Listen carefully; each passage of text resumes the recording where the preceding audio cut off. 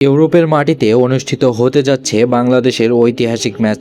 এই ম্যাচ নিয়ে সমর্থকদের মাঝে চলছে তুমুল আলোচনা সমালোচনা। 5 জুন 2026 এদিন বাংলাদেশ ফুটবলের ইতিহাসে এক নতুন অধ্যায়ের সূচনা হবে, কারণ সেদিন ইউরোপের কোনো মাঠে ফিফা স্বীকৃত ম্যাচ খেলতে নামবে বাংলাদেশ। কিন্তু প্রশ্ন উঠছে প্রতিপক্ষ নিয়ে। বিশ্ব র্যাঙ্কিংয়ে 211 নম্বর দল সেন মারিনো। সোশ্যাল মিডিয়ায় ঝড়, কেউ বলছে আইওয়াশ, কেউ বা বলছে অর্থের অপচয়।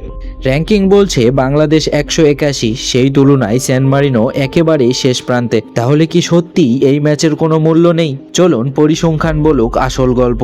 হ্যাঁ, সেন মারিনো র্যাঙ্কিংয়ের নিচে, কিন্তু তারা ইউরোপের শক্তিশালী দলগুলোর বিপক্ষে নিয়মিত খেলে। তারা খেলে ডেনমার্ক, বসনিয়া, ফিনল্যান্ডের মতো দেশের সাথে।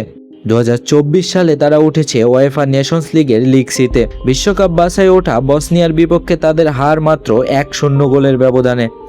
একটা সময় তাদের বলা হতো সবচেয়ে দুর্বল দল, কিন্তু আয়তনে মিরপুরের সমান 33,000 জনসংখ্যার দেশটি দিন দিন সেই অপবাদ ঘুচিয়ে দিচ্ছে। গত 3 বছরে তারা গোল পেয়েছে ডেনমার্ক, রোমানিয়া, ফিনল্যান্ড, আলবেনিয়া ও বেলারুশের মতো দেশের বিপক্ষে।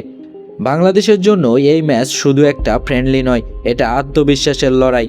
ইউরোপের মাঠ, নতুন রেফারিং, নতুন পরিবেশ, সব মিলিয়ে তরুণ ফুটবলারদের জন্য এক অমূল্য অভিজ্ঞতা।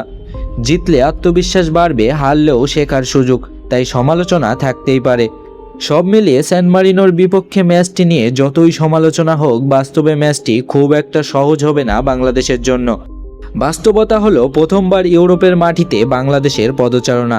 এটা শুধু একটা ম্যাচ নয়, এটা ইতিহাস। প্রতিপক্ষ ছোট হতে পারে, কিন্তু উপলক্ষ কখনোই ছোট নয়।